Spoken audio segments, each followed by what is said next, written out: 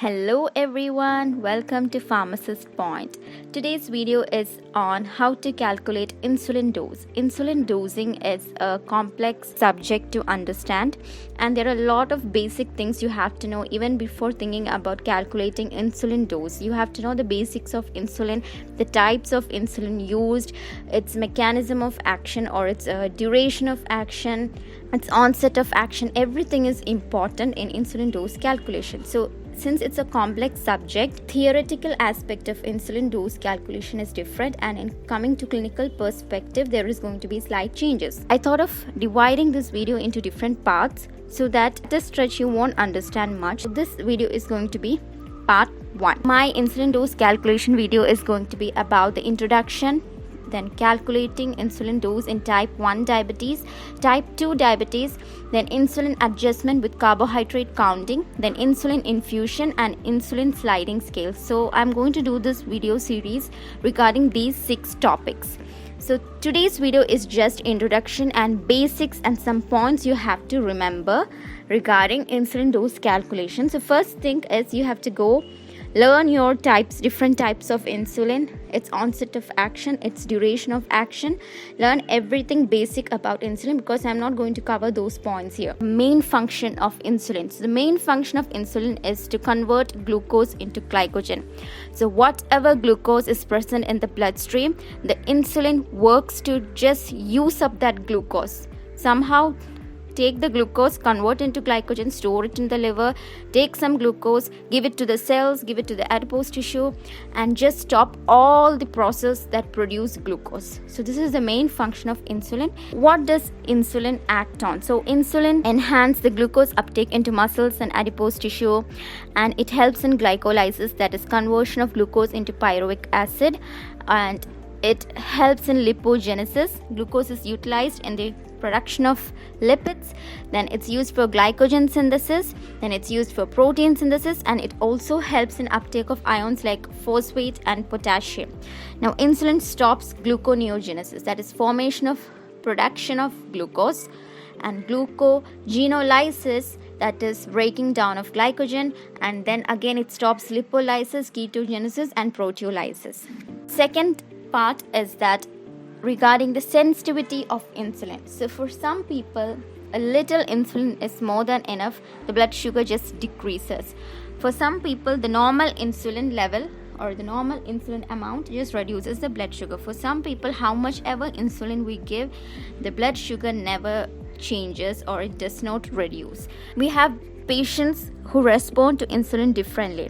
So either their cells are very sensitive or normal, or they're resistant. Usually type 2 diabetes patients and obese patients show insulin resistance due to more amount of fat cells and adipose tissue. We can't measure insulin sensitivity. It's a tedious, there are diagnostic tests for measuring insulin sensitivity in a person, but it's a tedious process, so hence there are some calculations. So just understand that insulin sensitivity is different in every patient, and it also changes throughout the day.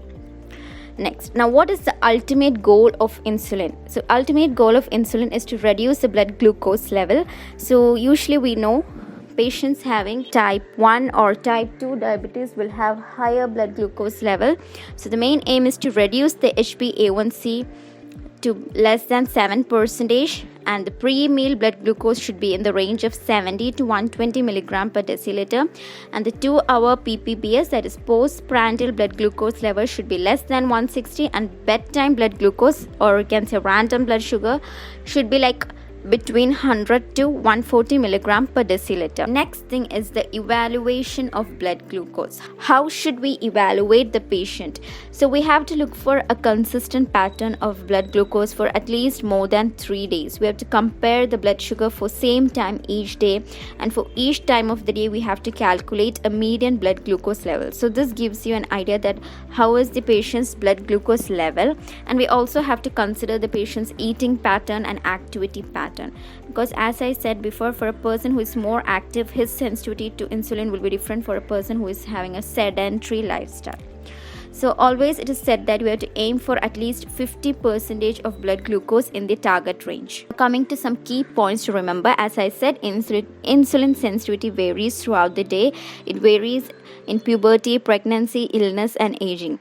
Now, insulin doses are adjusted based on patient's activity, his lifestyle, his current blood glucose level, and his expected carbohydrate intake. Then, insulin dosing is always patient specific. So, it's not like a size that fits all, it's different. It's going to be different for each patient, and always insulin dose is determined by trial and error. And there is no specific formula. There are multiple formulas, so there is not just one formula for a person. There are multiple formulas which I'm going to be discussing in the coming videos.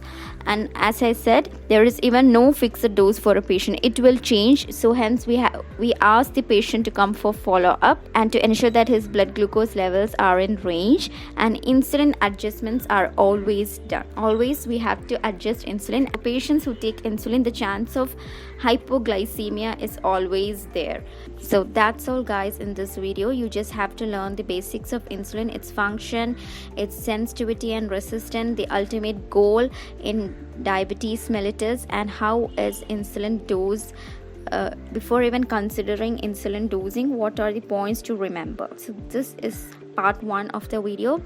So make sure you subscribe to my channel Pharmacist Point now, and just watch this video series. You will get an idea about insulin dose calculation. Thank you. Have a nice day ahead.